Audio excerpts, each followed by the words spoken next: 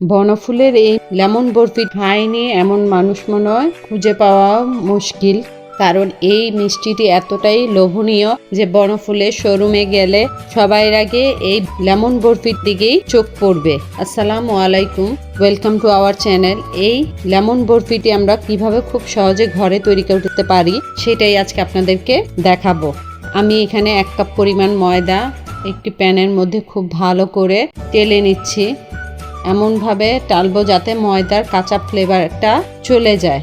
তবে হালকা গরম হয়ে আসলেই ময়দাটাকে নামিয়ে নিতে হবে। ঝরঝরে হয়ে গিয়েছে, আমি এখন ময়দাটা নামিয়ে নিয়েছি। এখানে 1/2 কাপ পরিমাণ পানি নিয়েছি, সাথে দিয়ে দিচ্ছি 1.5 কাপ পরিমাণ চিনি। আমি এই চিনি আর পানি দিয়ে একটি শিরা তৈরি করব। আর শিরাটা খুব বেশি ঘনও হবে না, আবার খুব বেশি পাতলাও হবে না। আমার এই লেমন বরফিটা খুবই প্রিয়, তাই আমি এই লেমন বরফির রেসিপিটা আপনাদের সাথে শেয়ার করছি। এখন দিয়ে দিচ্ছি 1/2 চা চামচ পরিমাণ এলাচির গুঁড়া। এটা অপশনাল, আপনারা যদি এলাচির ফ্লেভারটা পছন্দ না করেন স্কিপ করতে পারেন, তবে খুব ভালো লাগে মিষ্টি খাবারের মধ্যে এলাচির ফ্লেভারটা। দেখুন আমার শিরাটা কেমন হয়েছে, এক তারের শিরা তৈরি করেছি আমি। ঠিক এইরকম করে আপনারাও চেক করে নেবেন আপনাদের শিরাটা এক তারের হয়েছে কিনা। এই পর্যায়ে আমি চুলাটা বন্ধ করে দিয়েছি। আর এখন দিয়ে দিচ্ছি 1 কাপ পরিমাণ গুঁড়ো দুধ। গুঁড়ো দুধ দিয়ে আমি খুব ভালো করে শিরার সাথে গুঁড়ো দুধটা মিশিয়ে নিয়েছি। আর এখন দিয়ে দিব ওই আগে যে ময়দাটা আমি তেলে রেখেছিলাম সেই ময়দাটা। আপনারা হয়তো ভাবছেন চুলা তো বন্ধ, এখন ময়দাটা যদি দেই ময়দার কাঁচা ফ্লেভার থাকবে। না, আমি না ময়দাটা আগেই টেলে নিয়েছি। এছাড়া মিশ্রণটি অনেক গরম রয়েছে, আর এই গরমেই ময়দার যে কাঁচা গন্ধ থাকে সেটা দূর হয়ে যাবে। এখন গরম অবস্থায় আমি ময়দা, দুধ আর চিনির শিরাটা খুব ভালো করে মিশিয়ে নিচ্ছি। যখন আমি ভালো করে মিশাবো তখন কিন্তু একটু পাতলা হয়ে যাবে। এখন আমি এখানে 1/4 কাপ পরিমাণ বাটার দিয়ে দিচ্ছি। এই বাটারটা দিলে এই বরফির স্বাদটা আরও অনেকাংশে বেড়ে যায়। এই বাটারটাও আমার ঘরে তৈরি করা, আর এই রেসিপিটাও আমার চ্যানেলে দেওয়া আছে, আপনারা চাইলে দেখে আসতে পারেন। বাটার দেওয়ার পরে মিশ্রণটি যখন প্যানের গা ছেড়ে ছুটে আসবে তখন বুঝে নিতে হবে আমার এই বরফির মিশ্রণটি তৈরি হয়ে গিয়েছে। আমার চুলা কিন্তু শিরা যখন ঘন হয়েছে তখনই অফ করে দিয়েছিলাম। আমি এখানে 6টি ভাগে যে বরফি মিশ্রণটি আছে সেটি ভাগ করে নিয়েছি। আর প্রত্যেক ভাগেই আমি কালার দিয়ে দিচ্ছি। এখানে আমি রেডম্যানের ফুড কালারটা ব্যবহার করছি। আমি এক একটি ভাগের মধ্যে এক একটা কালার ব্যবহার করব। আর একটার মধ্যে দিয়ে দিচ্ছি কোকো পাউডার। আমি প্রত্যেকটা কালার দিয়েছি এবং আপনাদেরকে দেখিয়ে দিলাম কোনটা কোন কালার দিয়েছি এবং মেখে নিয়েছি। প্রত্যেকটা আইটেম সরিয়ে আমি এখন আপনাদেরকে দেখাবো বরফিটা আমরা কিভাবে তৈরি করব। আর এত সহজে যে এই বরফিটা তৈরি করা যায় তা আমরা অনেকেই জানি না। মিশ্রণটির থেকে সবুজ রঙের মিশ্রণটি নিয়ে রোল করে নিয়েছি। আর একইভাবে একই পরিমাণে আমি হলুদ রঙের মিশ্রণটিও নিয়ে সম পরিমাণে রোল করে নিব। এখন নিয়ে নিচ্ছি কোকো পাউডার দেওয়া মিশ্রণটি। এখানে আমি চকলেট কালার ব্যবহার করিনি, তাই কোকো পাউডারটাই এখানে আমি মিশ্রণটির সাথে মিশিয়েছি। চেষ্টা করবেন প্রত্যেকটা রোল একই সমান যাতে হয়।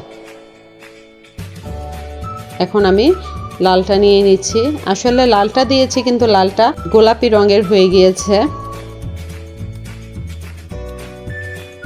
একইভাবে আমি প্রত্যেকটা রোল করে নিয়েছি। এখন একটি আমি র্যাপিং পেপারের মধ্যে সাদা রঙের যে মিশ্রণটি রেখেছিলাম সেটা নিয়েছি। আর এটা হাতে প্রেস করে একটু বড় করে নিচ্ছি। আর এখন আমি র্যাপিং পেপারটা ফোল্ড করে নিয়েছি মিশ্রণটির উপরে, যাতে আমার এটা বেলতে সুবিধা হয়। আমি যেহেতু বরফি করব আর বরফির ভিতরে আমি ওই রোলগুলো সেট করব, তাই একটু লম্বাটে করে একটা রুটি বেলে নিচ্ছি।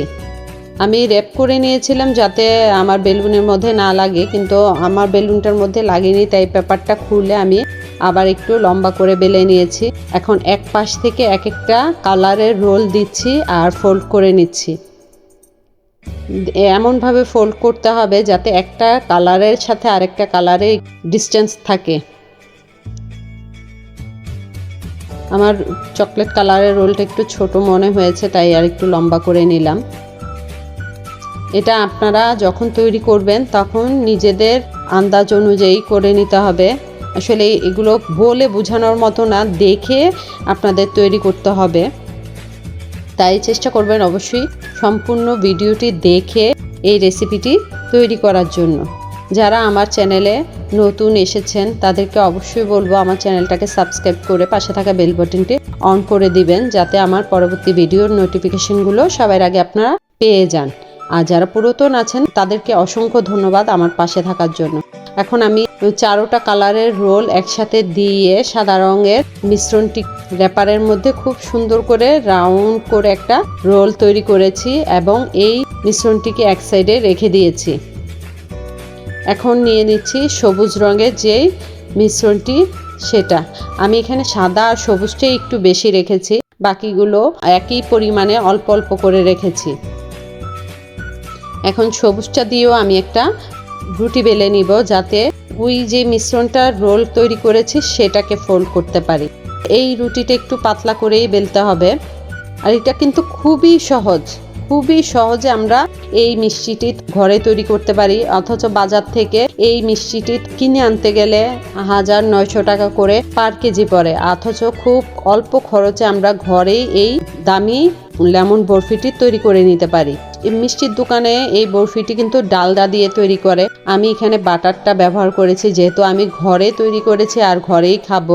তাই বাজারে তো ওরা বিজনেস করার জন্য ডালডাটা ব্যবহার করে থাকে, ডালডাটা তো স্বাস্থ্যকর নয়, তাই আমি এখানে বাটারটা ব্যবহার করেছি। আপনারা চাইলে বাটার এবং ঘি ব্যবহার করতে পারেন, তবে তেলটা কোনো মতেই এটার মধ্যে ব্যবহার করা যায় না।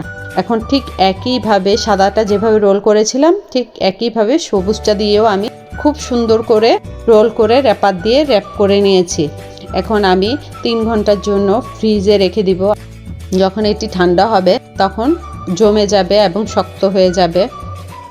দেখুন আমি ফ্রিজ থেকে বের করে আপনাদেরকে এখন কেটে দেখাবো আমার এই লেমন বরফিটি কেমন হয়েছে।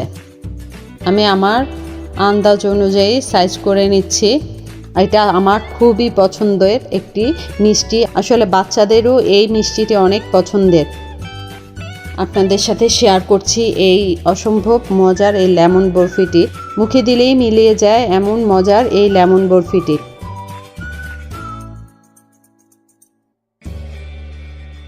মাশাআল্লাহ, দেখুন কতটা লোভনীয় আর দেখতে কতটা সুন্দর হয়েছে এই লেমন বরফিটি। আপনারা অবশ্যই আমার রেসিপি ফলো করে একবার হলেও এই বরফিটি বাসায় তৈরি করবেন এবং খেয়ে বলবেন কতটা মজা হয়েছে। দোকানেরটার মতো হয়েছে না দোকানের চেয়ে বেটার হয়েছে, কারণ দোকানেরটা তো ডালডা দিয়ে তৈরি করা হয়। আজ এই পর্যন্তই, দেখা হবে পরবর্তী কোনো নতুন রেসিপিতে। সে পর্যন্ত সবাই ভালো থাকবেন, সুস্থ থাকবেন, আমাদের জন্য দোয়া করবেন। আল্লাহ হাফেজ।